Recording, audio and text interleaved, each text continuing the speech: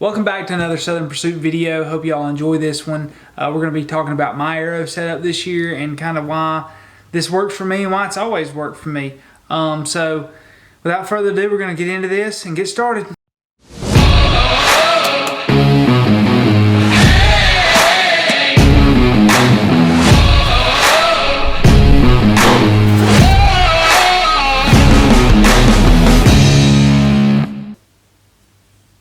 First on the list is the type of arrow I'm shooting. I've shot this arrow for probably, I don't know, I'd say 8 years, probably. This is the Gold Tip Hunter XT. It's 8.2 grains per inch. I know a lot of you guys really get into the weight of the arrow and really look at it. For me, this was a heavier arrow at the time. I know now people are just big on the hairy arrow. Yeah, I'm gonna call it a heavy arrow setups, and that's fine. They work. They do a great job. I have nothing against that, but this is what works for me, and I really don't want to change right now. I'm gonna keep doing what I do. So this is a very good arrow. I think I've shot, I don't know how many, I think I've shot, I don't know how many deer with these arrows, and I've had just a handful of them break. I can usually shoot 2 or 3 deer with the same arrow before it breaks due to, shoulder shot or not a complete pass through, depending on the shot. Another thing people talk about on these arrows is your fletching setup. If you're doing a 4-fletch, how your vanes are kind of going and whatnot. I get the Heartland Bowhunter Quick Fletch. Really easy, really simple for me to just slip it on there, put it in some boiling water, cinches up, we're good to go. And I like the all white fletchings. Been shooting those for a while. You can see that in my videos. I'll hold an arrow up and talk about how bloody it is because I can see it so well on these white fletchings. Another thing I've got just on my shaft of my arrow with we're not getting the broadhead or inserts yet. We're just going to talk about the arrow itself. I shoot a lighted nock. I really like that for video purpose and for my knowledge of where I shot the animal. I can see it very well. I used to have a bad problem of when I'd shoot, I'd look away from my target and I'd miss a deer because I was worried about watching that lighted nock. But I've since fixed that problem. I don't miss as many deer as I used to. Knock on wood. I use nocturnal lighted nocks. These are the red ones. I've used the flashing ones. They switched to a different color this year. I know they've got some white ones out. I thought those were pretty cool. But it adds a little more weight to my arrow, so when I am practicing, I am making sure I'm practicing with my lighted nocks in and trying not to make too tight of groups to where I'm knocking them and breaking them. So the big topic I really want to talk about, you can see I've got my 4.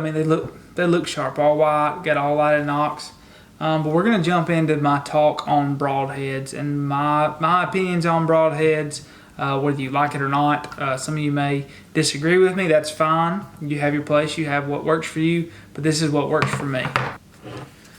Okay, so I know the big talk is single bevel, fixed blade, broadheads. Shoot those, make them really sharp. They'll kill your animals. Yes, they will. You shoot anything sharp at an animal and put it in the right place, it's going to kill it. You could shoot a deer with a field point and kill it, but I don't advise that because that would not really be lethal. They'd eventually die if you hit them right, lungs, heart, whatever, but I don't encourage that. I keep all of my stuff in one of these Plano Edge boxes. Real easy to get. I keep my quick fletch stuff, bowstring wax, all that stuff. And then I've got my practice tips.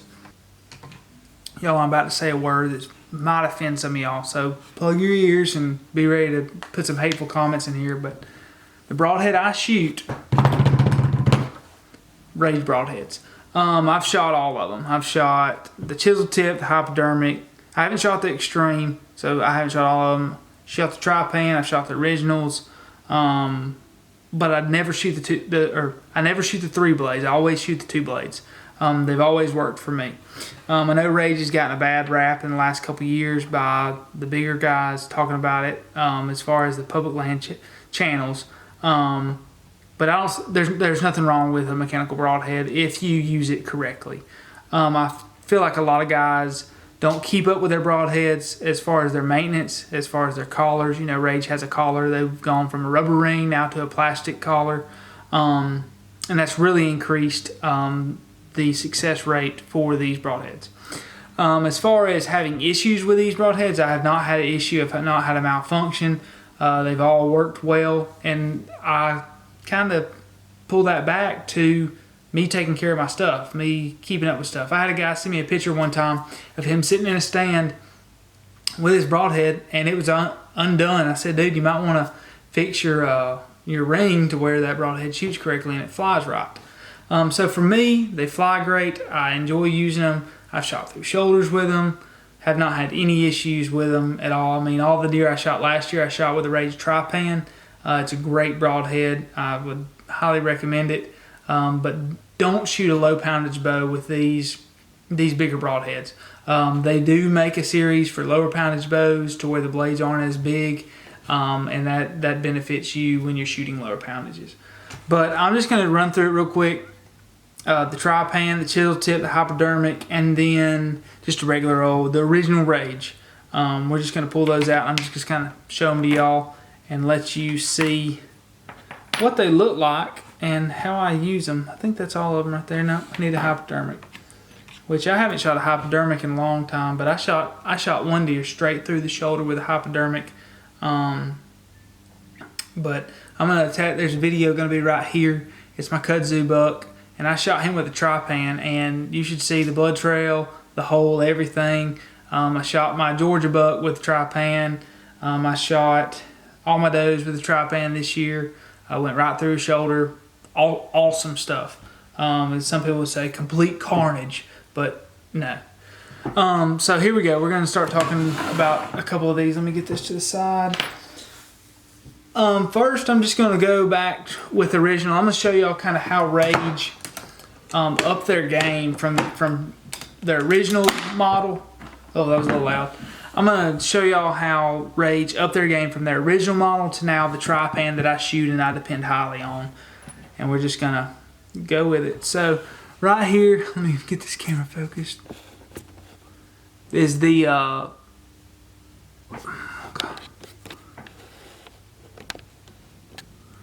right here's the original Rage.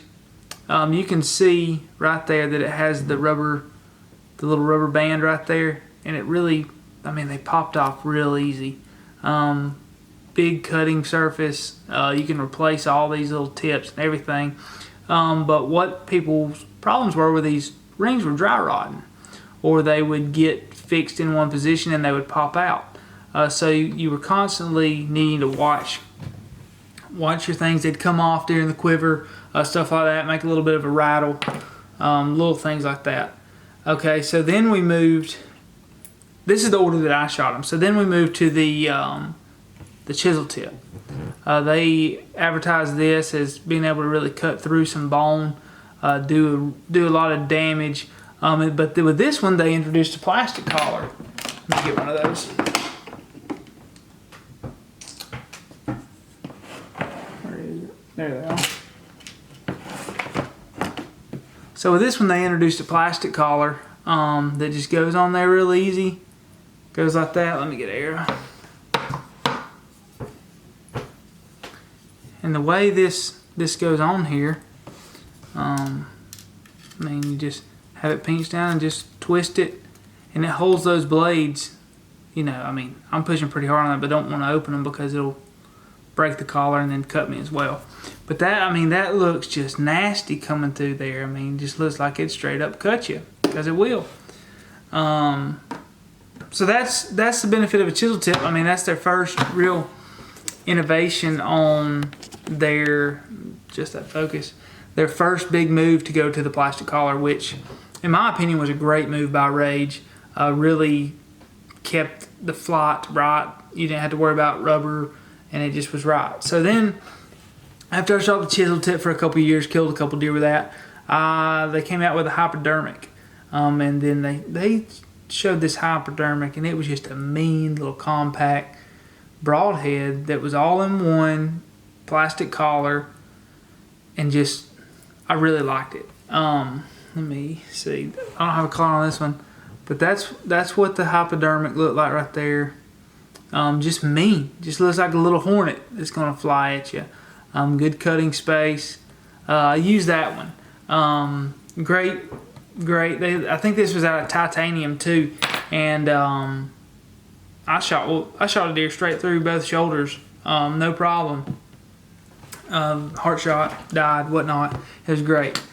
So that they increased, you know, what they had on the table and made a better broadhead from the chisel tip. So I was satisfied with that. Now, price went up. I think they're like $45-50 for 3 of them. So I mean, you're going to pay for these broadheads, but the baddest of them all that Rage makes, in my opinion, is the Trypan.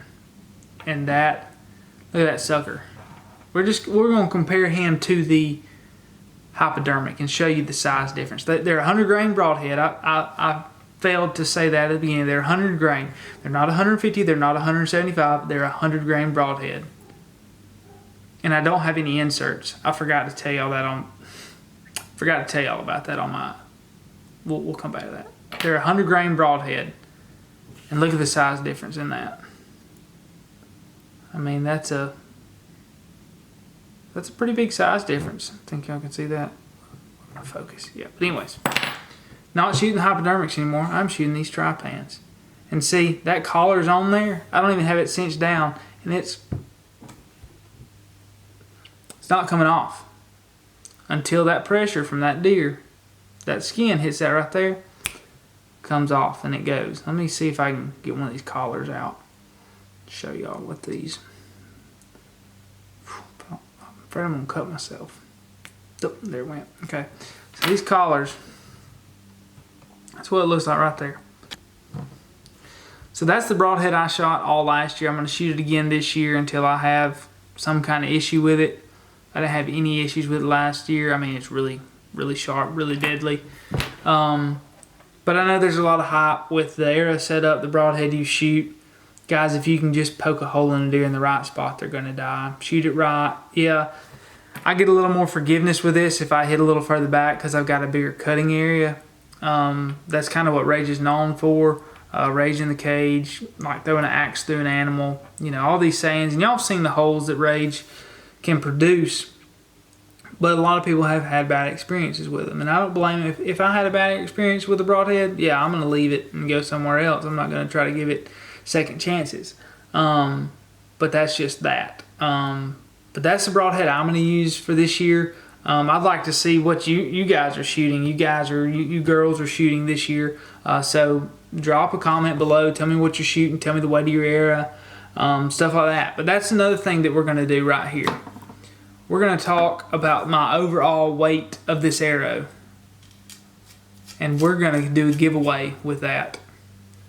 Okay, so I told y'all earlier we were going to talk about if I had an insert in the end. I do not have an insert. It's just a normal insert to get the broadhead screwed in. But this whole arrow right here, what do y'all think it weighs? I know what it weighs, and I'm going to let y'all guess to see what it weighs. So if y'all stayed for this long in the video, you've got a chance to win one of our hats. So I'm going to be giving away one of these hats. That hat or this hat. Whichever one you decide that you want, you can have it. I'll ship it to you for free. Everything's free. Just wear it. Just wear it out, sweat it, wear it out. But we're going to guess how much this weighs. So we already know we got a 100 grain broadhead, and then we've got fletchings. We've got the Lumenok in there, and then this is a 400 spine arrow. I'm not going to tell you how long it is because y'all start adding up inch per inch, and then you'd get the exact weight. But you got to guess. Got to guess in the comments below. I'll post this on Facebook too, and we'll see. Guys, thanks for watching this video. I really enjoy my arrow setup. It kills deer for me. I don't know about for you. It might work for you too. You might shoot Rage broadheads as well. Welcome to the family. But that's where we are today. We're 40, I think we're about 40 days out from the season. We'll be in a tree September 11th in Georgia. So we're pretty excited about that. So that's going to wrap this one up. Thank you all for watching. Subscribe, like, keep watching. Be safe.